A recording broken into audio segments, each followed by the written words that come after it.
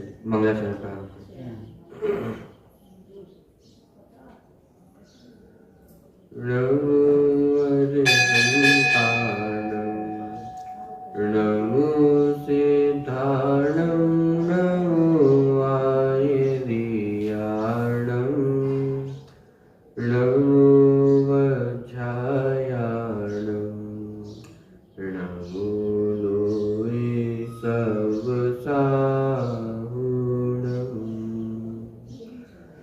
मंगलं भगवान् वीरो मंगलं गौतमो गणी मंगलं कुन्दकुन्दाद्यो जैनधर्मोऽस्तु मंगलम् सर्वमङ्गलमाङ्गल्यं सर्वकल्याणिकारकं प्रधानं सर्वधर्माणां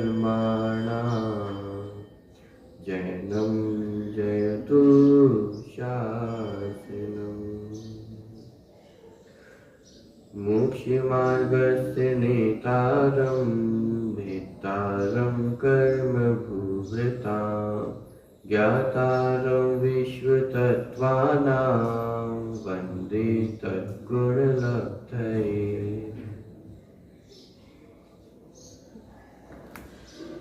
तत्वार्थ सूत्र ग्रंथ की चर्चा अपनी चल रही है। 7वें नंबर के सूत्र की चर्चा कल अपन ने प्रारंभ की थी। 7 तत्व और सम्यक दर्शन को जानने के उपायों के संदर्भ में प्रमाण अधिगमा ये सूत्र आया था। उसके बाद निर्देश, स्वामित्व, साधन, अधिकरण, स्थिति और विधान में ये 7 तत्व और 6 सम्यक दर्शन आदि को जानने के उपायांतर है। इस प्रकार की चर्चा सूत्र में आई है। 7वें नंबर के सूत्र का एक बार पाठ करते हैं। निर्देश, स्वामित्व, साधनाधिकरण, स्थिति, विधानतः।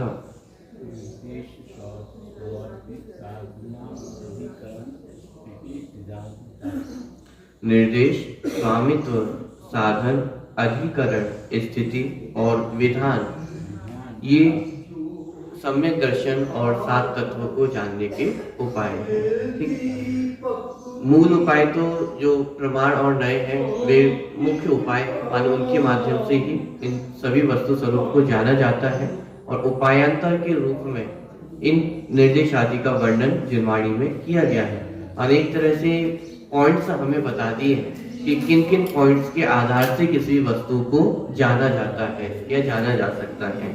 तो ये पॉइंट्स कौन कौन से हैं? यहाँ पे 6 पॉइंट बताए हैं। निर्देश, स्वामी, साधन, अधिकरण, स्थिति और विधान।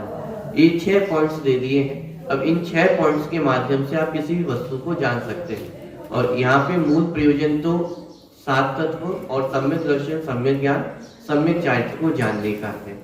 क्योंकि मोक्ष मार्ग का प्रकरण चल रहा है और मोक्ष मार्ग में सम्यक दर्शन आदि को जानना और 7 तत्वों को जानना ये आवश्यक है।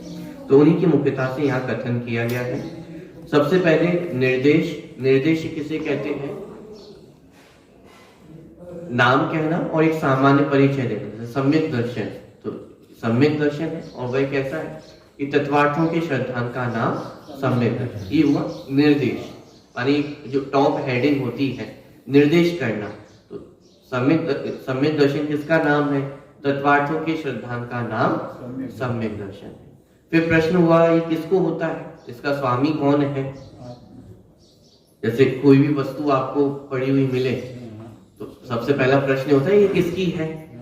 तो ऐसे ही इस सम्यक दर्शन किसका है? इसका स्वामी कौन है? कि जीव इसका स्वामी, माने जीव को ही प्रकट होती है। तो सम्यक दर्शन का आधिपत्य वो जीव पे है, जीव उसका स्वामी है। साधन कैसे उत्पन्न होता है? कल 2 कारण अपन ने देखे थे साधन के रूप में, एक अंतरंग साधन और एक बहिरंग साधन। अंतरंग साधन माने अंतरंग साधन में अपने लिया था दर्शन, मोहिनी, कर्म का उपशम, क्षय, क्षय उपशम। ये अंतरंग साधन माने जो कर्मों का अभाव होना, दर्शन, मोहिनी, कर्म का क्षय होना, उपशम होना या क्षय उपशम होना, ये अंतरंग साधन है, अंतरंग कारण है। और बहिरंग कारण जिनबिंब दर्शन होना, देवशास्त्रों का श्रद्धान होना, जाति स्मरण होना अथवा वेदना, ये सब बहिरंग कारण है सम्यक दर्शन की उत्पत्ति के। ठीक है, तो निर्देश माने ये सम्यक दर्शन है, स्वामी जीव उसका स्वामी है, अधिक साधन सम्यक दर्शन कैसे उत्पन्न होता है? तो कर्म के दर्शन मोहिनी करके छह उपशम उपशम से, और बहिरंग साधन जो है जिनबिंब दर्शन है, जाति स्मरण आदि, ये सब बहिरंग कारण है। उसके ये सब अंतरंग कारण में ही आएंगे। माने जीव की ओर से यदि कथन किया जाएगा तो आत्मश्रद्धा ये अंतरंग कारण, और कर्म की अपेक्षा कथन किया जाएगा तो कर्मों का छह उपशम, ये सब अंतरंग कारण के अंतर्गत ही लिए जाएंगे। उसके बाद आया अधिकरण। वस्तु के आधार को अधिकरण कहते हैं। माने ये जो सम्यक दर्शन है वो कहाँ पाया जाता है? तो उसका समाधान आया कि ये सम्यक दर्शन जीव में ही पाया जाता है, जीव के बाहर और कहीं नहीं पाया जाता है। इसका दूसरे प्रकार से यदि अर्थ किया जाए कि सम्यक दर्शन कहाँ पाया जाता है? तृष्ण नाली में ही पाया जाता है, उसके बाहर सम्यक दर्शन नहीं पाया जाता। क्यों? क्योंकि सम्यक दर्शन तृष्ण जीवों को ही उत्पन्न होता है। तृष्ण जीव में भी संगी जो पंचेंद्रीय जीव है उन्हें ही सम्यक दर्शन की प्राप्ति होती है। तो जितने सम्यक दृष्टि होंगे वो सब तृष्ण नाली के अंदर ही पाए जाते हैं। इसलिए उसका स्थान कहाँ है, सम्यक दर्शन कहाँ पाया जाता है? तो जीव में पाया जाता है, अथवा प्रकारांतर से कहें तो तृष्ण नाली में वह पाया जाता है। तो उसका अधिकरण स्थिति, वह सम्यक दर्शन कब तक पाया जाएगा, उसकी स्थिति कितनी है? जगन्य समय देखें तो अंतर्मुहूर्त, और उत्कृष्ट समय अनंत काल। छायिक सम्यक दर्शन हो गया तो अब वह अनंत काल तक रहने वाला है। तो ये स्थिति और विधान कि वह सम्यक दर्शन कितने प्रकार का है, तो जो भी उसके भेद आएंगे वह सब विधान के अंतर्गत होंगे। विधान माने विस्तार करना, सम्यक दर्शन के भेदों का विस्तार करना। सम्यक दर्शन कितने प्रकार का है? तो अभी जितने अपन ने सूत्र पढ़े हैं उसमें ही दो भेद आ गए थे, निसर्गज और अधिगमज।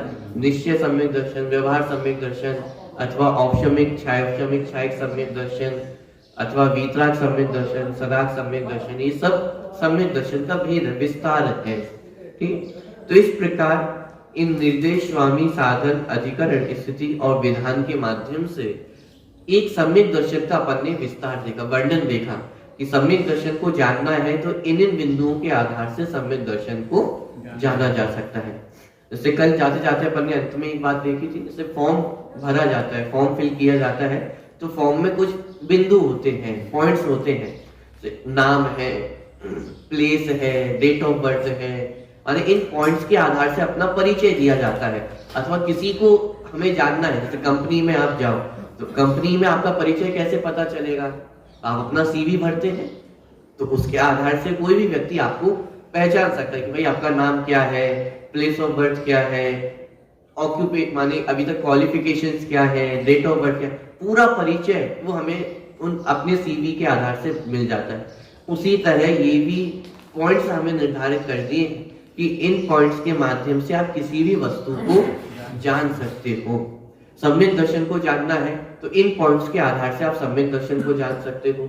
सम्यक ज्ञान को जानना है, सम्यक ज्ञानित्व को जानना है, अथवा 7 तत्वों को जानना है, 6 द्रव्यों को जानना है, तो इन पॉइंट्स के आधार से आप उन सारी चीजों को जान सकते हैं। तो एक प्रकार से हमें क्राइटेरिया दे दिया है, पॉइंट्स दे दिए हैं कि इन पॉइंट्स के माध्यम से आप किसी वस्तु को जान सकते हो। ठीक है, तो यहाँ पे 6 बिंदु दिए, निर्देश, स्वामी, साधन, अधिकरण, स्थिति और विधान। ठीक है,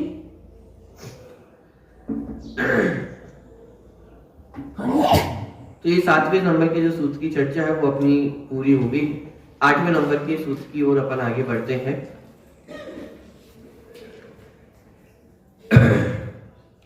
ये भी 7 तत्व आदि को जानने के उपाय रूप ही जो और विस्तार रुचि वाले शिष्य हैं उनकी अपेक्षा से ये कथन किया गया है 8वें नंबर के सूत्र में। 8वें नंबर के सूत्र का पाठ करते हैं। सत्संख्या क्षेत्र स्पर्शन कालांतर भावाल्प बहुत्वश्च।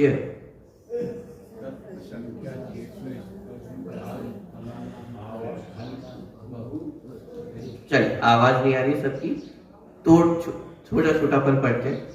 सत्संख्या, सत्संख्या, क्षेत्र स्पर्शन, क्षेत्र स्पर्शन, कालांतर, कालांतर, भावाल्प, भावाल्प, बहुत्वश्च, बहुत्वश्च, सत्संख्या क्षेत्र स्पर्शन, सत्संख्या क्षेत्र स्पर्शन, कालांतर भावाल्प, कालांतर भावाल्प, बहुत्वश्च, बहुत्वश्च। ठीक है, एक साथ पढ़े। सत्संख्या क्षेत्र स्पर्शन, कालांतर भावाल्प, बहुत्वश्च।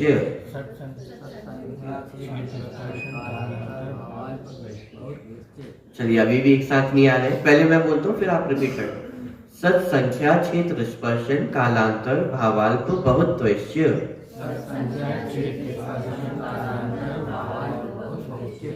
ठीक है, ये भी जैसे पिछले सूत्र में पॉइंट्स दिए थे, पुनः इस सूत्र में पॉइंट्स दिए जा रहे हैं जिनके आधार से आप किसी वस्तु को जान सकते हैं। तो वे कौन कौन से बिंदु हैं? सत, संख्या, क्षेत्र, स्पर्शन, काल, अंतर, भाव, अल्प, बहुत। ठीक है, ये 8 बिंदु हो गए हैं। सत, संख्या, क्षेत्र, स्पर्शन, काल, अंतर, भाव और अल्प, बहुत। अंत में लिखा च, अल्प बहुत्वश्च। क्या मतलब कि जो पिछले सूत्रों में कह के आए, प्रमाण नय और निर्देश, स्वामी, साधन, ये सब जानने के उपाय है, तो उन्हीं के साथ साथ सत्संख्या आदि भी जानने के उपाय है।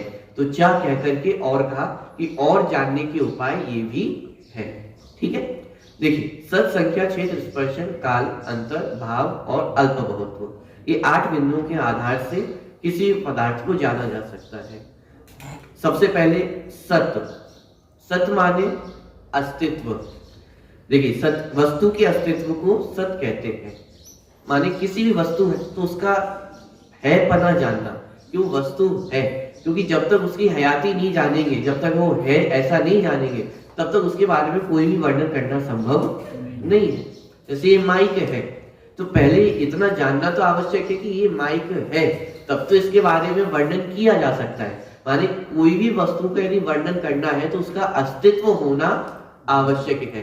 अस्तित्व होगा तब तो उसके बारे में वर्णन किया जा सकता है। तो सबसे पहले तो अस्तित्व को जानना कि ये माइक है, ये पुस्तक है, ये टेबल है, ये चेयर है, मैं जीव हूँ, शरीर अजीब है, ये अस्तित्व को जाना। तो सबसे पहले सत को जानना, अस्तित्व को जानना। ठीक है, उसके बाद संख्या, वस्तु के भेदों की गिनती को संख्या कहते हैं। ये वस्तु है, कितनी है, ये संख्या में 1 है, 2 है, 3 है, ऐसे करके अनंत भेद हो सकते हैं किसी भी वस्तु के। तो वह वस्तु कितनी है उसकी संख्या को जानना। तो सत, संख्या, क्षेत्र, वस्तु के वर्तमान निवास स्थान को क्षेत्र कहते हैं।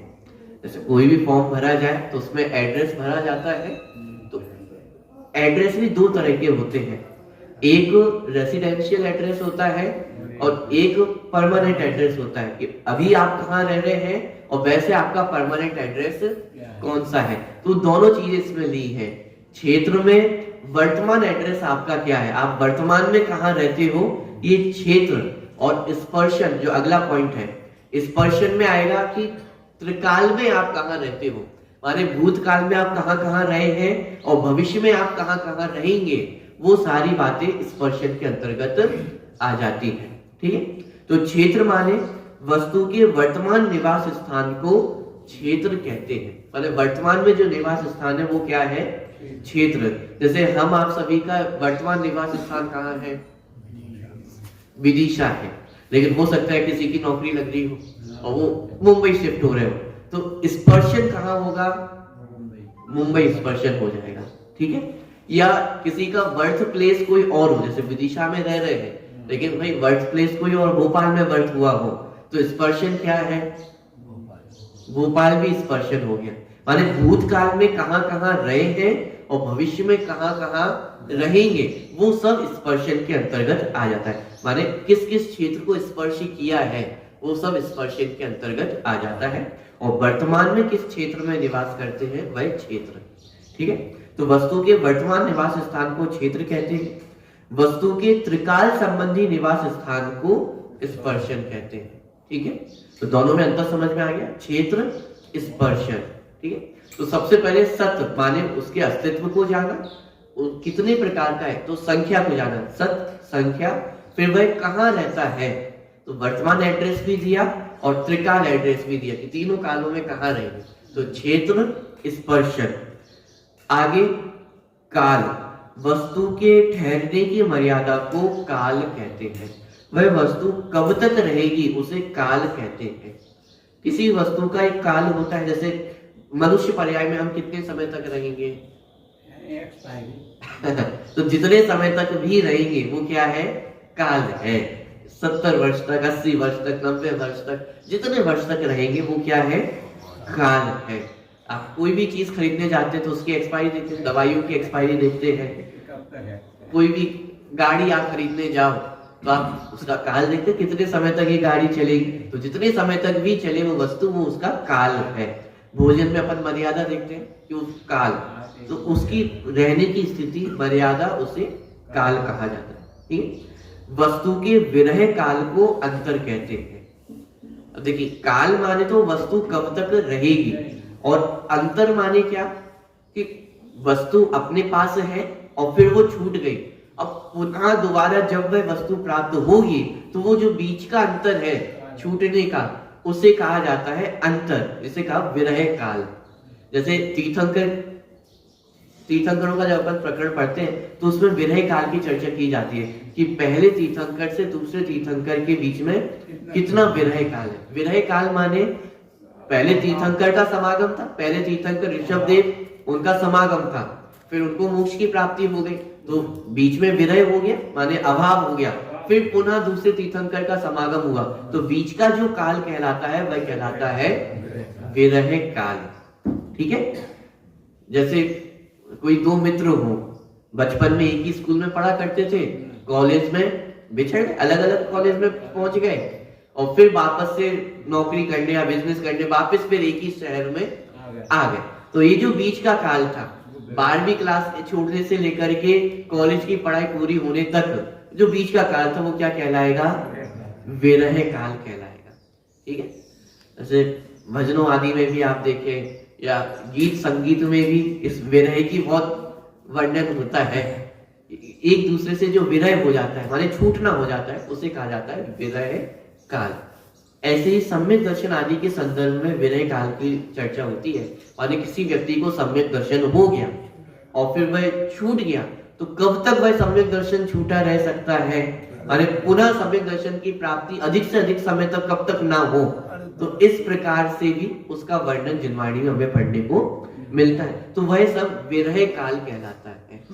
ठीक है, देखिए तो काल माने वस्तु की स्थिति, वह वस्तु कब तक रहेगी, अब वह वस्तु छूट गई और पुनः कब प्राप्त होगी तो बीच का जो समय है वह है विरह काल।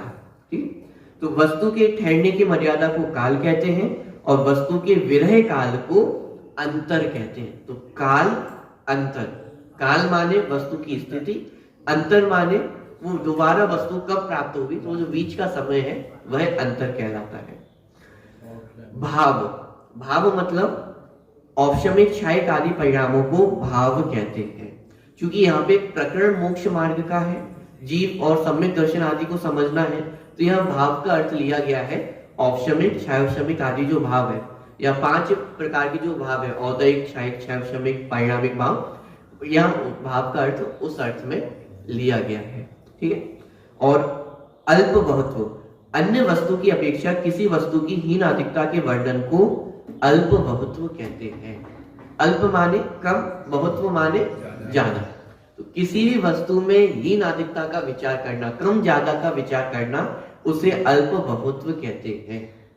माने कोई वस्तु है, जैसे माइक का विचार किया जाए तो अल्प बहुत्व की अपेक्षा विचार करें, मतलब 2 माइक रख दिए अपन ने, तो अब किसकी आवाज अच्छी है किसकी आवाज अच्छी नहीं है, कौन सा माइक बड़ा है, कौन सा माइक छोटा है, माने इस प्रकार से विचार करना, उसमें कंपैरिजन करना, जितना कंपैरेटिव स्टडी हो सकती है वो सब अल्प महत्व के अंतर्गत आ जाती है। और इसका बहुत उपयोग होता है, जितना एनालिटिक अपन पढ़ाई करते हैं या कोई डेटा को अपन को पढ़ना हो तो उसमें अल्प महत्व का बहुत यूज होता है। माने कम ज्यादा का जो वर्णन होता है कि ये इससे कम है, उससे ज्यादा है, कंपैरेटिव स्टडी करनी हो, पास्ट का पूरा डाटा है और प्रेजेंट के डाटा से अपन कंपेयर करते हैं कि भाई पहले इतना हुआ था, वर्तमान में इतना है, जनसंख्या पास्ट में इतनी थी, प्रेजेंट में इतनी है, फ्यूचर का अनुमान लगाया जाता है कि इसी रेट से यदि चले तो फ्यूचर में इतनी जनसंख्या हो सकती, बढ़ सकती है।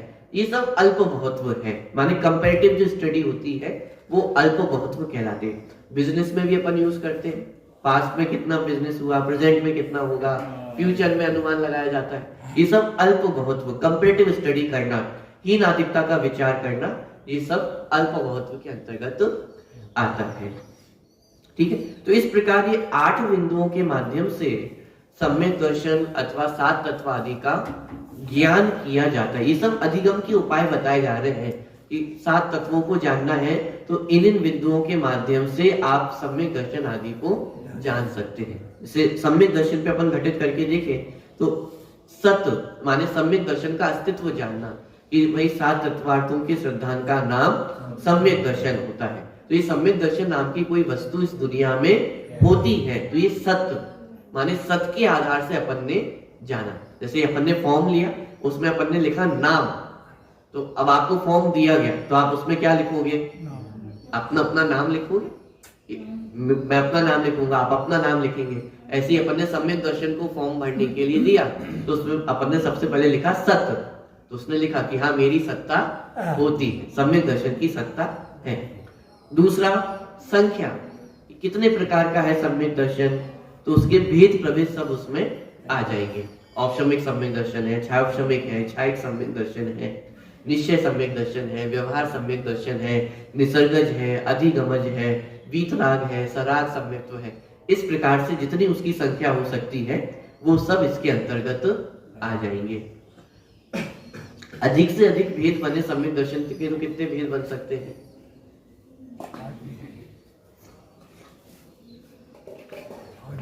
जीव कितने हैं, अनंत जीव है। तो अनंत जीवों की अपेक्षा माने सिद्ध, अभी तक कितने जीवों ने सिद्ध दशा प्राप्त कर ली है, अनंत जीवों ने सिद्ध दशा प्राप्त कर ली है। तो अनंत जीवों की अपेक्षा अनंत प्रकार का सम्यक दर्शन हो, माने इस तरह से विस्तार जिनवाणी में किया जाता है। देखिए आगे क्षेत्र कि भाई ये सम्यक दर्शन आपका एड्रेस कहाँ है, कहाँ रहते हो, कि वर्तमान में कहाँ रहना हो। जैसे वर्तमान में किसी मनुष्य को सम्यक दर्शन प्राप्त हुआ, विदिशा नगर में किसी को सम्यक दर्शन प्राप्त हुआ, तो सम्यक दर्शन क्या लिखिएगा कि मैं कहाँ रहता हूँ, विदिशा नगर में रहता हूँ। उसमें भी पर्टिकुलर जो एरिया हो जाएगा कि भाई कोई अनंत विहार में रहता है, कोई तिलक चौक में रहता है, कोई कलियंदर में रहता है, वो सम्यक दर्शन का एड्रेस है। मतलब वर्तमान में सम्यक दर्शन कहाँ पाया जाता है। इसी को जिनवाणी में इस प्रकार से कहा, 14 मार्गण स्थानों के आधार से उसका वर्णन किया कि नरक में कोई सम्यक दृष्टि है, पहले नरक में कोई सम्यक दृष्टि है, तो सम्यक दर्शन का क्षेत्र कहाँ हो गया, नरक में सम्यक दर्शन का क्षेत्र है। पहली पृथ्वी में, दूसरी पृथ्वी में, तीसरी पृथ्वी में, अथवा देव गति में विचार करें तो पहले स्वर्ग में, दूसरे स्वर्ग में, तीसरे स्वर्ग में, ये सब सम्यक दर्शन के एड्रेस हैं। माने सम्यक दर्शन कहाँ कहाँ पाया जाता है। तो प्रत्येक जीव की अपेक्षा विचार करें तो उसका क्षेत्र अलग अलग होगा। और सामान्य यदि क्षेत्र की बात करें तो 3 लोक है, तो 3 लोक में सम्यक दर्शन का अस्तित्व पाया जाता है। उसमें भी यदि और थोड़ा सा डीप जाकर के देखें तो सिर्फ तृष्णाली में ही सम्यक दर्शन का अस्तित्व पाया जाता है, वो रहता है। तृष्णाली के बाहर भी सम्यक दर्शन नहीं पाया जाएगा। ठीक है, तो वस्तु के वर्तमान निवास स्थान को क्षेत्र कहते हैं कि भाई सम्यक दर्शन का एड्रेस कहाँ है, कि वर्तमान में वो जहां रहता है वही उसका एड्रेस है। ठीक, अब स्पर्शन, स्पर्शन माने सम्यक दर्शन का स्पर्शन माने क्या, कि भविष्य में कहाँ रहेगा। वर्तमान में तो यहाँ पे जैसे अपन यहाँ विदिशा नगर में, लेकिन सम्यक दर्शन हमेशा यही रहेगा क्या, आगे सिद्धशिला में जाकर के विराजमान होंगे। तो स्पर्शन कहाँ हो जाएगा? सिद्ध शिला स्पर्शन हो जाएगा। अथवा जैसे अपन इस अपेक्षा विचार करें कि किसी को सम्यक दर्शन माने सम्यक दर्शन होने से पहले गति का बंध हो गया हो, नरक आयु का बंध हो गया हो, अब सम्यक दर्शन प्रकट हुआ तो अब वह जीव कहाँ पे जाएगा? नरक में जाएगा। तो सम्यक दर्शन का स्पर्शन क्या हो जाएगा? नरक वो सम्यक दर्शन का स्पर्शन हो जाएगा। माने भविष्य काल में कहाँ जाएगा और भूत काल में कहाँ कहाँ रहा है, ये सब स्पर्शन के अंतर्गत आ जाएगा। ठीक है, तो जैसे भविष्य में वह नरक में जाएगा, अब नरक के बाद पुनः मनुष्य गति में आना है, तो वो जो नरक जो क्षेत्र था अब वह भी भूत काल हो जाएगा। माने आगे मनुष्य में फिर आ गया तो वो नरक क्या हो गया? भूत काल हो गया, तो वो भी स्पर्शन के अंतर्गत हो जाएगा। पॉइंट पकड़ में आ रहा है? माने भूत और वर्तमान भविष्य काल में जहां जहां वह सम्यक दर्शन पाया जाएगा वह सब स्पर्शन कहलाता है। ठीक, तो एक तो उसका रेसिडेंशियल एड्रेस हो गया और एक उसका 3 काल संबंधी एड्रेस हो गया कि उसको तीनों कालों में कहां कहां पकड़ा जा सकता है अथवा कहां कहां वह रहा है, वह स्पर्शन। ठीक है, काल सम्यक दर्शन कितने समय तक रहेगा? तो औपशमिक सम्यक दर्शन की अपेक्षा देखें तो अंतर मुहूर्त उसका काल है। छायोपशमिक सम्यक दर्शन की अपेक्षा देखें तो 66 सागर, ये छायोपशमिक सम्यक दर्शन की उत्कृष्ट अवस्था है। बीच में थोड़ा सा गैप आता है अंतर मुहूर्त का, और फिर माने 33 सागर के 2 वेद बनते हैं, उसमें थोड़ा सा कम समय रहता है, तो ऐसे 66 सागर सामान्य कथन बनता है। तो ये छायोपशमिक सम्यक दर्शन का उत्कृष्ट काल। छायिक सम्यक दर्शन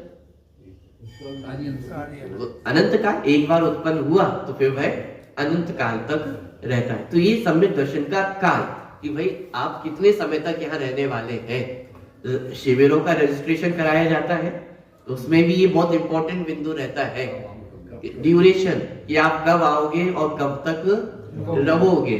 5 दिन का शिविर है तो आप कौन से दिन आने वाले हो और कौन से दिन, कितने दिन तक रहेंगे, ये बहुत इंपॉर्टेंट पॉइंट रहता है। ऐसे ही सम्यक दर्शन कब तक रहेगा, ये काल। अंतर, अंतर माने क्या? जैसे सम्यक दर्शन प्रकट हो गया, औपशमिक सम्यक दर्शन प्रकट हो गया और फिर वह छूट गया, अब दोबारा सम्यक दर्शन जब उत्पन्न होगा तो बीच का जो काल है वह कहलाता है अंतर। माने बीच का जो विरह काल है, सम्यक दर्शन प्रकट हुआ, छूट गया, अब दोबारा कब सम्यक दर्शन प्रकट होगा, तो जो बीच का काल है वह कहलाता है अंतर। कि कितने समय तक वह सम्यक दर्शन दूर रह सकता है अथवा कितने समय तक वो सम्यक दर्शन प्राप्त नहीं हुआ, तो बीच का जो काल है वह कहलाएगा अंतर। भाव, भाव माने वह सम्यक दर्शन कैसा है? औपशमिक सम्यक दर्शन है, छायोपशमिक सम्यक दर्शन है अथवा छायिक सम्यक दर्शन है, किस प्रकार का सम्यक दर्शन है, तो ये भाव के अंतर्गत आ गया। और अंतिम बिंदु अल्प बहुत्व। अल्प बहुत्व माने कम ज्यादा का विचार होना।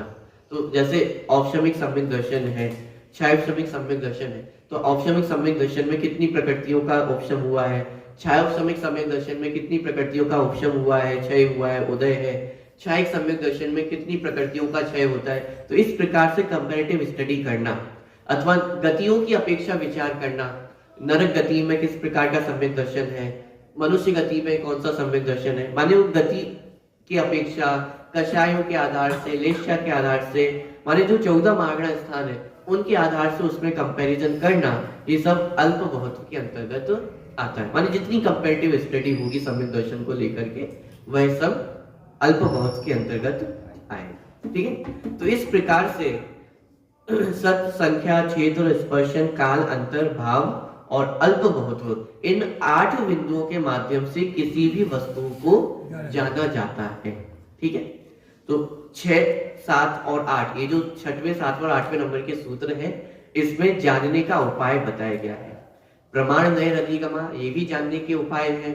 निर्देश स्वामित्व आदि, ये भी जानने के उपाय हैं। और सत, संख्या आदि, ये भी जानने के उपाय हैं। किसको जानने के उपाय हैं? अकेले जीव को, जीव और पुद्गल को, बस 7 तत्व को। अरे किसी भी वस्तु को जानना हो तो ये उसके जानने के उपाय हैं। और यहाँ पे चूंकि मुख्य रूप से मोक्ष मार्ग का प्रकरण है, इसलिए मोक्ष मार्ग और 7 तत्वों को जानने के ये उपाय हैं। प्रयोजनभूत अपनी वस्तु क्या है? मोक्ष मार्ग और 7 तत्व 6 द्रव्य, तो मुख्य रूप से उनको जानने के उपाय ये सारे पॉइंट्स हैं। पॉइंट बात पकड़ में आ रही है? तो इतने प्रकार से इन वस्तुओं को जाना जा सकता है। ठीक है, अब कल का कुछ होमवर्क आप लोगों को दिया था मैंने, क्या होमवर्क था? कि जैसे अपन ने सम्यक दर्शन पे घटित करके देखा है, ऐसे ही आपको किसी और वस्तु पे घटित करके बताना है। कोई बता सकता है? यही एक्सरसाइज है, यदि ये करना आ गया तो आप किसी वस्तु को फिर जान सकते हैं। ये घटित करना नहीं आया तो फिर प्रकरण को पढ़ने का कोई प्रयोजन नहीं रहेगा। तत्वार्थ माने जो टीका लिखी तो अकलंक देव ने राजवार्तिक में अलग अलग वस्तु को उसको घटित करके बताया। जीव पे, अजीब पे, आश्रम बंध, सम्यक दर्शन, सम्यक ज्ञान, सम्यक चारित्र, तो एक एक को उन्होंने घटित करके बताया कि कैसे ये सारी चीजें उस पर पॉइंट घटित होंगे। तो कोशिश करें कोई भी। ठीक है, जीव के बारे में पिछला जो सूत्र है निर्देश के आधार से अपन उसकी बात करते हैं। निर्देश, सबसे पहले निर्देश, जीव का निर्देश क्या होगा?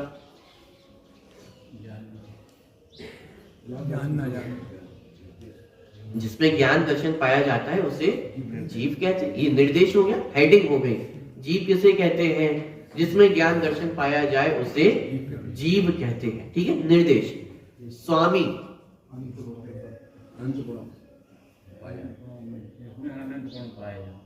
स्वामी माने उस जीव जो वस्तु अपन देख रहे हैं उसका स्वामी कौन है?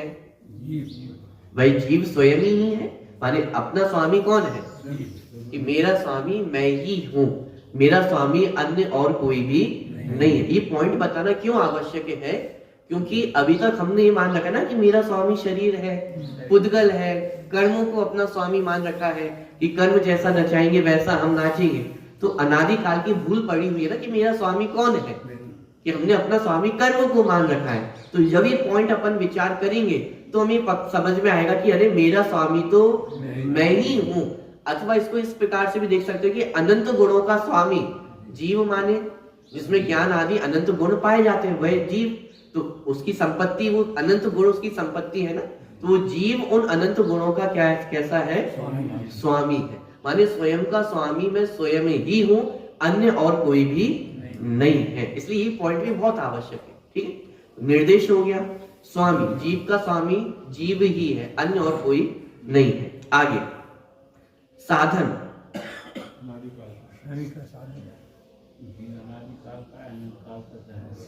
जीव का साधन क्या है? जीव की उत्पत्ति कैसे हुई है? अनादि निधन है। माने जीव स्वयं से ही उत्पन्न होता है और स्वयं से ही विनष्ट होता है। माने पर्याय की अपेक्षा देखा जाए तो जो उत्पाद व्यय है, माने उस उत्पाद व्यय में साधन वो जीव स्वयं ही है। माने जो ज्ञान की पर्याय निरंतर उत्पन्न और विनष्ट हो रही है उसमें साधन कौन है? वह जीव स्वयं ही है। ठीक है, यदि बहिरंग कारण देखे जाए तो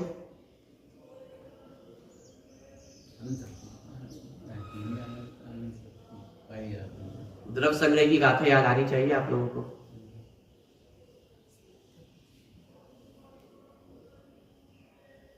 पहला ही विशेषण था वहां पे भी, जीव कैसे जीता है? जीव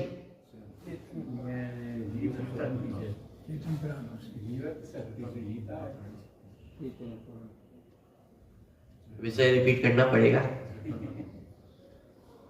अरे प्राणों से जीता है, नहीं जीता है? निश्चय से चैतन्य प्राणों से जीता है और व्यवहार से 10 प्राणों से जीता है।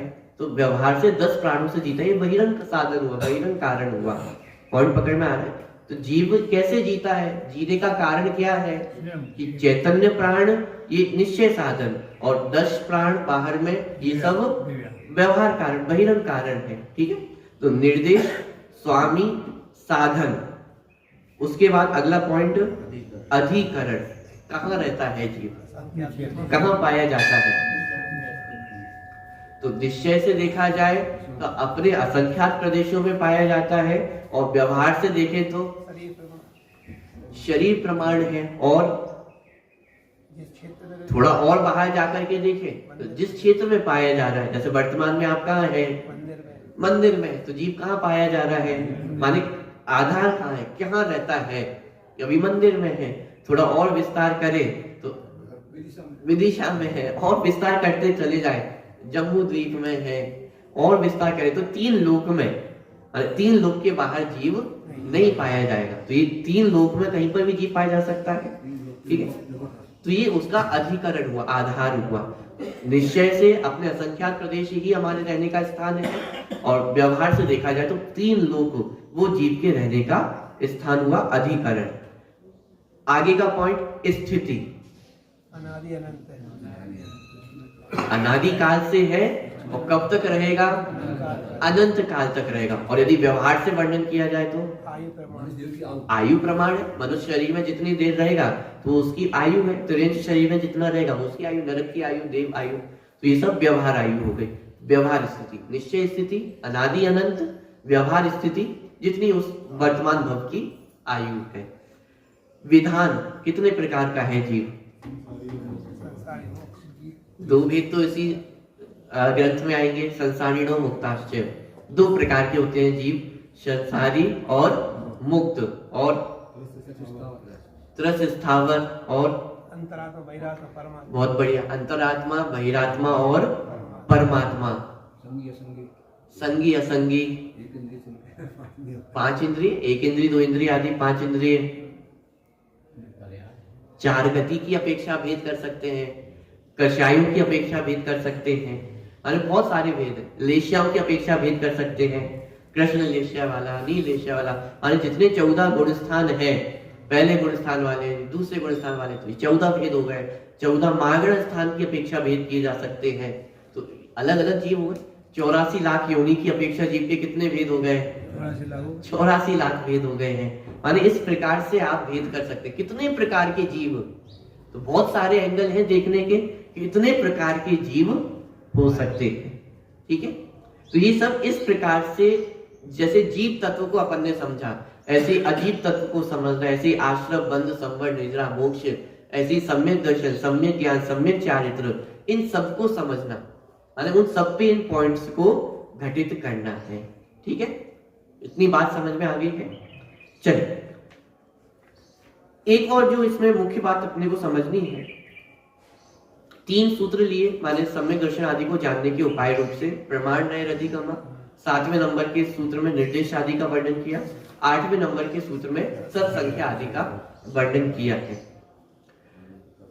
तो प्रश्न खड़ा होता है कि ये 3 सूत्रों को यहाँ पे वर्णित क्यों किया है, अरे अलग अलग जगह पर ये अलग अलग साधन बताए जा रहे हैं जानने के, एक साथ पूरा वर्णन कर देते। अथवा दूसरी बात, जब अपन 7वें और 8वें नंबर के सूत्र को देखते हैं तो 8वें नंबर के सूत्र को कहने की अलग से कोई आवश्यकता नहीं थी। क्यों? क्योंकि 8वें सूत्र में जिन जिन पॉइंट्स को लिया है वो सब 7वें नंबर में जिन पॉइंट्स को लिया था उसमें गर्भित हो जाते हैं। जैसे एग्जाम्पल के लिए अपन देखें, सत का वर्णन किया, तो सत का वर्णन तो निर्देश में आ ही जाता, अरे सत को अलग से कहने की आवश्यकता नहीं थी। संख्या को लिया, संख्या का वर्णन विधान में आ जाता, अरे अंतिम जो पॉइंट है 7वें नंबर का सूत्र में विधान, तो विधान में संख्या आ जाती। क्षेत्र को लिया है, क्षेत्र और स्पर्शन ये सब अधिकरण में आ जाते। कंपेयर समझ में आ रहा है? पुस्तक हो तो आप अलट पलट करके बार बार देख सकते हैं। सत्य किस में आ जाएगा? निर्देश में। संख्या किस में आ जाएगी? विधान में। क्षेत्र और स्पर्शन किस में आ जाएंगे? अधिकरण में आ जाएंगे। काल और अंतर किस में आ जाएगा? स्थिति में आ जाएगा। और भाव और अल्प बहुत्व ये दोनों ही भाव के अंतर्गत समाहित हो जाएंगे। तो इस तरह निर्देश, स्वामी, साधन, अधिकरण, स्थिति और विधान, इसमें ही ये 8 पॉइंट गर्भित हो जाते हैं। तो प्रश्न खड़ा किया गया, ये 8वें नंबर का सूत्र अलग से क्यों कहा है? प्रश्न समझ में आ रहा है? उसका समाधान दिया आचार्य ने कि अलग अलग रुचि वाले जीवों की अपेक्षा ये 3 सूत्रों का वर्णन किया गया। जीव 3 प्रकार के होते हैं, एक संक्षिप्त रुचि वाले, एक विस्तार रुचि वाले और एक अति विस्तार रुचि वाले। किसी को संक्षिप्त रुचि होती है, कम में ही उनका काम हो जाता है, किसी को विस्तार में जानना होता है, किसी को बहुत अधिक विस्तार का रुचि होती है। तो अलग अलग रुचि वाले जीवों की अपेक्षा ये 3 प्रकार से वर्णन किया है। जिनको संक्षिप्त में काम चल जाएगा, प्रमाण नए रतिगमा, ये प्रमाण और नए इनसे आप जान सकते हैं। जिनको थोड़ा और विस्तार में जानना है तो निर्देश स्वामित्वादी, और विस्तार में जानने की यदि रुचि हो तो सत्संख्या क्षेत्र स्पर्शन। इन पॉइंट्स के आधार से आप वस्तु को जान सकते हैं। सर्वा सिद्धि में इसका कार्य बहुत सुंदर लिखा कि जो सज्जन पुरुष होते हैं वो सबका हित करते हैं। माने वहां पे तर्क प्रश्न किया गया कि साहब मुनिराजों ने इतनी मेहनत क्यों की, संक्षिप्त में प्रमाण नहीं से काम चल जाता। तो वहां पे आचार्य ने तर्क दिया कि सज्जन लोग सबका ध्यान रखते हैं, माने सज्जन लोग सबका हित सोचते हैं। तो ऐसा नहीं कि सिर्फ संक्षिप्त रुचि वाले प्रिय हो, कि भाई अलग अलग प्रकार के बुद्धि वाले जीव हैं तो उनके लिए अलग अलग प्रकार से वर्णन किया है। जिनको संक्षिप्त रुचि है वो संक्षिप्त में जान ले, जिनको विस्तार में रुचि है तो वो विस्तार से जान ले।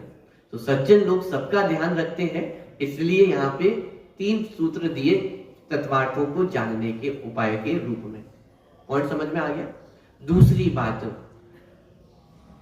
इन 3 सूत्रों में पहला जो सूत्र आया था प्रमाण नए रधिगम, और आगे के जो 2 सूत्र है 7वें और 8वें, इनमें थोड़ा सा अंतर भी है। अंतर क्या है? प्रमाण नए रधिगम ये जो सूत्र आया है ये उपाय है, माने क्या, वस्तु को जानने के, 7 तत्वों को जानने का उपाय है। और 7वें और 8वें नंबर के सूत्र में जिन जिन पॉइंट्स को बताया गया है वे वास्तव में उपायांतर है। अब इन दोनों में अंतर क्या है? उपाय और उपायांतर। माने प्राइमरी सोर्स किसी भी वस्तु को जानने का वो क्या है? प्रमाण और नय। सेकेंडरी सोर्स 7वें और 8वें नंबर के सूत्र में जिन जिन पॉइंट्स को लिया गया है वो सब सेकेंडरी सोर्स है। प्राइमरी सोर्स प्रमाण और नय ही है। माने किसी वस्तु को जाना जाएगा तो प्रमाण और नय से ही जाना जाएगा। प्रमाण और नय को हटा दे तो निर्देश आदि और सत्संख्या आदि किसी भी काम के नहीं रहेंगे, क्योंकि जानने वाला कौन है? प्रमाण और नय ही तो है। माने ज्ञान वो प्रमाण और नय रूपी ही तो है। तो ये प्राइमरी सोर्स जानने का प्रमाण नय है, और सेकेंडरी सोर्स वो क्या है? सत्संख्या आदि अथवा निर्देश स्वामित्वादी, ये सेकेंडरी सोर्स है जानने के। इसको इस तरह से भी कह सकते हैं कि किसी वस्तु को जाना जाएगा तो किससे जाना जाएगा? अपने ज्ञान से जाना जाएगा, ये प्राइमरी सोर्स है। लेकिन अब कैसे जाना जाए, किस प्रकार से जाना जाए? ये पुस्तक को जाना जाएगा तो कैसे जाना जाएगा? अपने ज्ञान से ही जाना जाएगा। लेकिन अब इस पुस्तक के बारे में विस्तार से जानना है तो इसका नाम क्या है? निर्देश के आधार से जाना जाएगा। इसकी संख्या मान, इसमें कितने पृष्ठ हैं, कितनी गाथाएं हैं, ये अलग अलग पॉइंट्स हो गए। किस आचार्य ने लिखा, कौन से काल में लिखा, ये सब अलग अलग पॉइंट हो गए। पॉइंट्स के आधार से जाना जा रहा है, लेकिन जानने वाला कौन है? वो तो प्रमाण और नय ही है। तो प्रमाण और नय प्राइमरी सोर्स है, और निर्देश स्वामित्वादी और सत्संख्या आदि ये सब सेकेंडरी सोर्स है। मानी बिंदु दे दिए हैं, इन बिंदुओं के आधार से हम उस वस्तु को जान सकते हैं। तो ये थोड़ा सा जो 6ठे नंबर के सूत्र में और 7वें 8वें नंबर के सूत्र में जो अंतर है वो भी हमें समझ में आना चाहिए। प्रमाण नय ये उपाय है, और 7वें 8वें नंबर में जो जो बिंदु बताए हैं वे सब क्या है? उपायांतर। माने इन बिंदुओं के आधार से किसी वस्तु स्वरूप को जाना जा सकता है। ठीक है, और ये बिंदु भी बहुत महत्वपूर्ण है। से 8वें नंबर का जो सूत्र है वह मूल षटखंडागम ग्रंथ से ही लिया गया सूत्र है। माने हूबहू सूत्र आपको षटखंडागम ग्रंथ में मिल जाएगा, बस कुछ जगह शब्द अलग है और मात्राओं का अंतर मिलेगा, और वहां प्राकृत में है और यहाँ संस्कृत में है। लेकिन ऐसा का ऐसा ही सूत्र आपको षटखंडागम ग्रंथ में ही पढ़ने को मिलेगा। एक बस अंतर है कि यहाँ पे संख्या लिया गया है, सत्संख्या, और वहां पे लिखा द्रव्य प्रमाण। माने संख्या के स्थान पे वहां पे शब्द है द्रव्य प्रमाण। यहाँ सत्य संख्या क्षेत्र स्पर्शन, यहाँ पे सत्य द्रव्य प्रमाण, और फिर आगे का सूत्र वैसा का वैसे ही शब्द वहां पे लिए गए हैं। तो जो सूत्र षट खंडागम ग्रंथ में वही का वही सूत्र यहाँ पे भी लिया गया है। और षट खंडागम में माने इन पॉइंट्स के आधार से ही एक एक अधिकार का वर्णन है, माने सत प्ररूपणा, संख्या प्ररूपणा, क्षेत्र प्ररूपणा, माने इन प्ररूपणाओं के आधार से, इन अनुयोग द्वार के आधार से ही पूरा वर्णन वो षट खंडागम और उसकी जो जितनी टीकाएं हैं धवला, जय धवला आदि, उसमें उन्हीं का वर्णन किया गया है। माने इन पॉइंट्स के आधार से इतने बड़े बड़े ग्रंथों की रचना हुई है। बिंदु 8 है, 8 बिंदुओं के आधार से इतना वर्णन है।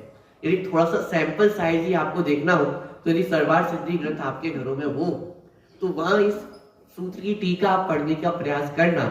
इस छोटे से सूत्र की, माने 8वें नंबर का जो सूत्र है उसी की बहुत विस्तृत टीका वहां पे की गई है। 7वें नंबर की टीका भी बहुत विस्तृत है और 8वें नंबर की टीका भी बहुत विस्तृत है। माने 14 गुण स्थान और 14 मागण स्थान के आधार से एक एक प्ररूपणा में सत मागणा का वर्णन किया कि जीव है। अब जीव का अस्तित्व ही कैसा है इसको बताने के लिए 14 गुण स्थान और 14 मागण स्थान के आधार से वर्णन किया। जैसे गति मागणा, तो गति मागणा में जीव का अस्तित्व कहाँ कहाँ पाया जाता है? चारों गतियों में पाया जाता है, तो चारों गतियों का उसमें वर्णन किया। फिर गति मागणा, इंद्रिय मागणा, तो इंद्रिय मागणा में जीव का अस्तित्व कहाँ कहाँ पाया जाता है? काय मागणा, माने शरीर के आधार से विचार करें कितने प्रकार के शरीर है और कितने प्रकार के शरीरों में जीव का अस्तित्व पाया जाता है। तो गति मागणा, इंद्रिय मागणा, काय मागणा, वेद मागणा, कितने वेदों में पाया जाता है? कषाय मागणा, कितनी कषायों में जीव का अस्तित्व पाया जाता है? लेश्या मागणा, कितनी लेश्याओं में जीव का अस्तित्व पाया जाता है? अभी तो एक ही प्ररूपणा चल रही है, सत प्ररूपणा, सत के अंतर्गत ही इतना विस्तार किया। ऐसे ही फिर संख्या के संबंध में चारों माने 14 मागणा स्थानों का वर्णन करेंगे कि जीव गति मागणा में तो नरक गति में कितने जीव पाए जाते हैं, उसमें भी पहले नरक में कितने, दूसरे नरक में कितने, तीसरे नरक में कितने, सम्यक दृष्टि कितने पाए जाते हैं, पहले नरक में कितने सम्यक दृष्टि हो सकते हैं, दूसरे नरक में कितने सम्यक दृष्टि हो सकते हैं। इस तरह से विचार करना, माने इस तरह से यदि विस्तार किया जाए तो षट खंडागम जैसा ग्रंथ आपका तैयार हो जाएगा। धवला, जय धवला आदि टीकाएं आपकी तैयार हो जाएगी। कौन से सूत्र से? 8वें नंबर संख्या कि एक सूत्र है और इस एक सूत्र से कितना वर्णन हो सकता है। और यदि सैंपल आपको देखना तो जरूर आप सर्वार्थ सिद्धि ग्रंथ आपको जाकर के खोलना और उसमें आप देखना अरे किस तरह से उसका विस्तार किया गया है और उससे ज्ञान भी बहुत निर्मल होता है, विषय बहुत अधिक खुलता है, एक एक चीज हमें समझ में आती है, संसार की विचित्रता भी हमें ख्याल में आती है कि जीव कहाँ कहाँ किस किस प्रकार से पाए जाते हैं। पॉइंट पकड़ में आते। तो इस प्रकार से इनके आधार, इन बिंदुओं के आधार से जीव आदि हमारे 7 तत्व, सम्यक दर्शन, ज्ञान, चारित्र, इन सबका वर्णन किया जाता है। ठीक है, तो ये 7वें नंबर में 6 सूत्र पॉइंट थे और 8वें नंबर के सूत्र में 8 पॉइंट है। तो टोटल कितने पॉइंट हो गए? 14 पॉइंट हो गए हैं। और प्रमाण और नय, तो इनको जोड़ दिया जाए तो टोटल कितने हो गए? 16। तो टोटल 16 उपाय माने वस्तुओं को जानने के यहाँ पे बताए गए, माने 16 प्रकार से अथवा 16 साधन आपको बताए हैं कि इसके आधार से आप किसी भी वस्तु को जान सकते हैं। ठीक है, तो ये तत्वार्थ आदि को जानने के उपाय बताए हैं कि इन उपायों से आप किसी भी वस्तु को जान सकते हैं। ठीक है, तो इस प्रकार यहाँ पे ये जो 3 सूत्र थे, प्रमाण, नय, अधिगमा, 7वें नंबर का निर्देश, स्वामित्व, साधारणीकरण, स्थिति, विधानता और 8वें नंबर का सत, संख्या, क्षेत्र, स्पर्शन, कालांतर, भावात्व, बहुत्वश्य, ये 3 सूत्र अपने यहाँ पे पूरे हुए हैं। अगला जो सूत्र आने वाला है 9वें नंबर का, अब यहाँ से सम्यक ज्ञान की चर्चा प्रारंभ होने जा रही है। अभी तक जो चर्चा चली, सम्यक दर्शन की चर्चा प्रारंभ हुई थी, तत्वार्थ श्रद्धानम सम्यक दर्शनम, सम्यक दर्शन के भेद, निसर्गज, अधिगमज, वो चर्चा वहां से प्रारंभ हुई थी। बीच में ये चर्चा आ गई थी कि भाई इनको जानने का उपाय तो बता दो। सम्यक दर्शन आदि की चर्चा चल रही है लेकिन इनको जाना किस प्रकार से जाए, तो ये बीच में चर्चा अपनी आ गई थी कि ये 3 सूत्र बीच में आए थे। अब पुनः वापस ट्रैक पे आ गए हैं सम्यक दर्शन का वर्णन पहले करके आ गए हैं। अब यहाँ पे सम्यक ज्ञान का वर्णन प्रारंभ आचार्य कर रहे हैं। देखिए आज सिर्फ सूत्र का पाठ अपन करते हैं, एक सामान्य अर्थ देखते हैं, विशेष चर्चा अपन अगली क्लास में करेंगे। ठीक, सम्यक ज्ञान का वर्णन इस 9वें नंबर के सूत्र में किया। सूत्र का पाठ करता हूं। मति श्रुतावधि मना परहे केवलानि ज्ञानम।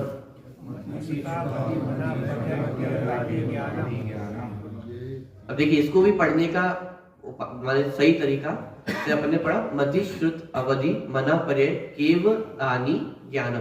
तो अपन पढ़ते कैसे, केवलानि ज्ञानम, लेकिन पढ़ने का तरीका क्या होगा, बल आपको देना पड़ेगा। जो संयुक्त अक्षर होते हैं तो उससे पहले वाले अक्षर पे बल दिया जाता है। केवलानि ज्ञानम क्या होगा, केवलानि ज्ञानम, केवलानि ज्ञानम। जैसे अपन जनरल बोलते हैं केवल ज्ञान, तो उसका भी सही प्रोनाउंसिएशन क्या होगा, केवल ज्ञान।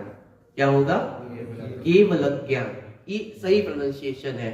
बोलचाल में अपन सीधे केवल ज्ञान बोलते हैं, लेकिन सही जो प्रोनाउंस होता है वो केवल ज्ञान ऐसा।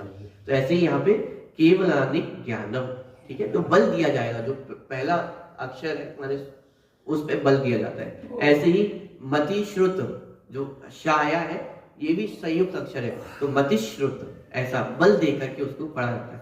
मति श्रुतावधि मना पर है केवलानि ज्ञानम।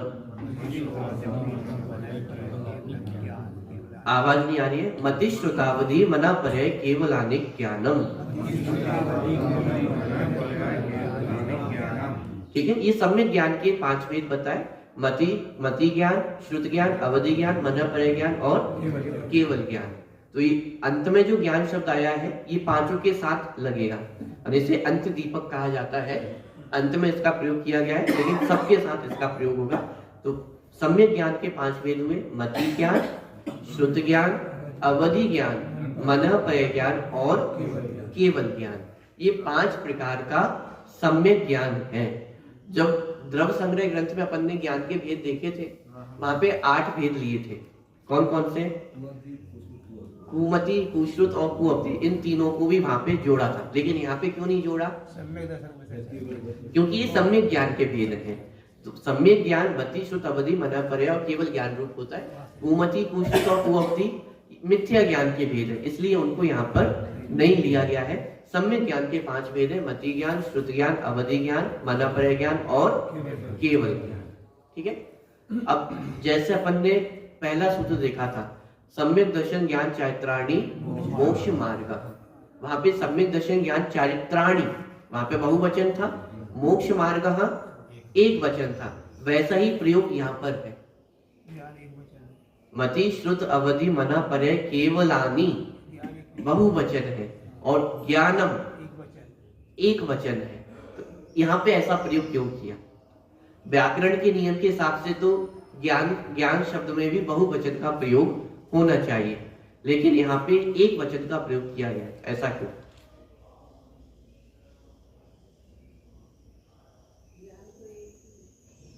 ज्ञान एक ही है, ज्ञान एक ही है मतलब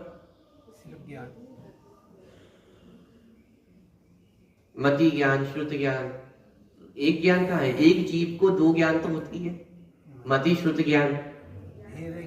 अधिक से अधिक एक साथ जीव को 4 ज्ञान हो सकते हैं, मति ज्ञान, श्रुत ज्ञान, अवधि ज्ञान और मनःपय ज्ञान। तो एक साथ 4 ज्ञान हो सकते हैं। कम से कम केवल ज्ञान हो तो केवल ज्ञान में अपन कह सकते हैं एक ज्ञान है, लेकिन संसार दशा में कम से कम भी होंगे 2 ज्ञान तो होंगे ही होंगे। तो ज्ञानम एक वचन क्यों लिया है,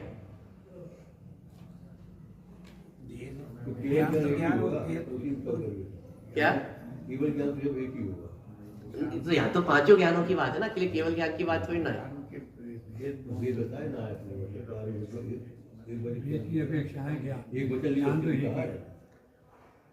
यहाँ पे ज्ञान शब्द का प्रयोग माने ज्ञान में एक वचन का प्रयोग सम्यक्त्व की अपेक्षा किया है। माने जो भी 5 ज्ञान बताए, मति ज्ञान, श्रुत ज्ञान, अवधि ज्ञान, मनःपय ज्ञान और केवल ज्ञान, ये सम्यक ज्ञान है। मति ज्ञान भी सम्यक रूप है, श्रुत ज्ञान भी सम्यक रूप है, अवधि ज्ञान भी सम्यक रूप है, मनःपय ज्ञान भी सम्यक रूप है, केवल ज्ञान भी सम्यक रूप है। तो ये 5 ही ज्ञान कैसे हैं, सम्यक है, इसलिए यहाँ पे लिखा ज्ञानम। ज्ञानम माने सम्यक ज्ञानम। सम्यक ज्ञान माने ये जो पांचों ज्ञान है वे सम्यक ज्ञान है, इसलिए यहाँ पे ज्ञान शब्द का प्रयोग लिया है। इसका मतलब क्या हुआ, माने इतना व्यायाम आचार्य ने क्यों किया है? ज्ञानम शब्द लिख करके ये बताया है कि मति ज्ञान, श्रुति ज्ञान, अवधि ज्ञान, मदापर्याय ज्ञान और केवल ज्ञान, इन पांचों ज्ञानों में सम्यक पने की अपेक्षा कोई अंतर नहीं है। क्या? एक शेर को भी सम्यक ज्ञान हुआ, एक मनुष्य को भी सम्यक ज्ञान हुआ, गणधर देव को भी सम्यक ज्ञान है और केवली भगवान को भी सम्यक ज्ञान है। ये सूत्र क्या कह रहा है कि वो शेर के सम्यक ज्ञान में, मनुष्य के सम्यक ज्ञान में और केवली भगवान के सम्यक ज्ञान में सम्यक पने की अपेक्षा कोई अंतर नहीं है। एक वचन करने से, बहुवचन और एक वचन करने से कितना बड़ा अर्थ यहाँ पे फलित होता है कि ये पांचों प्रकार के सम्यक ज्ञान में सम्यक पने की अपेक्षा कोई अंतर नहीं है। विषय ग्रहण की अपेक्षा अंतर होगा, अवधि ज्ञान का विषय अधिक है, मनःप्रय ज्ञान का विषय और सूक्ष्म है, केवल ज्ञान का विषय तो सर्व ही है।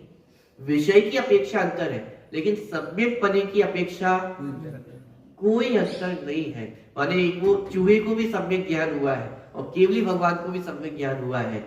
एक त्रियंच गति का जीव है, एक मनुष्य, माने तो साक्षात अनंत दशा ही प्रकट हो गई है, तो एक भगवान बन गए हैं, लेकिन उनके सम्यक ज्ञान में सम्यक पने की अपेक्षा कोई अंतर, नारकी के सम्यक ज्ञान में, त्रियंच के सम्यक ज्ञान में, मनुष्य के सम्यक ज्ञान में सम्यक पने की अपेक्षा कोई भी अंतर नहीं है। सात तत्व का जो यथार्थ ज्ञान हुआ है, सम्यक निर्णय हुआ है, वो जो त्रियंच गति के जीव को सम्यक ज्ञान हुआ है उसको भी सम्यक निर्णय है, नरक नारकी को भी सम्यक निर्णय है और केवली भगवान को भी सम्यक निर्णय। उस सम्यक पने में कोई भी अंतर नहीं है। तो इसलिए यहाँ पे कहा कि सम्यक मति श्रुताब्दी मनापरे केवलानिक ज्ञानम, एक वचन का प्रयोग किया कि पांच भेद कहे जा रहे हैं, लेकिन पांच भेद में सम्यक ज्ञान की अपेक्षा कोई भी भेद नहीं है। पांचों ही ज्ञान कैसे हैं? सम्यक ज्ञान है, इनमें से कोई भी ज्ञान मिथ्या ज्ञान नहीं है, इसलिए एक वचन का प्रयोग यहाँ पे किया गया है। ठीक है, थोड़ी सी चर्चा और इस सूत्र के संबंध में अपन करेंगे और विस्तार में चर्चा तो अपन क्यों नहीं करने वाले, क्योंकि एक एक माने मति ज्ञान, श्रुति ज्ञान का वर्णन आगे सूत्रों में आने ही वाला है, तो परिभाषाओं में अपन नहीं जाएंगे, लेकिन सूत्र के संबंध में जो विशेष चर्चा है वो अपन अगली क्लास में करेंगे।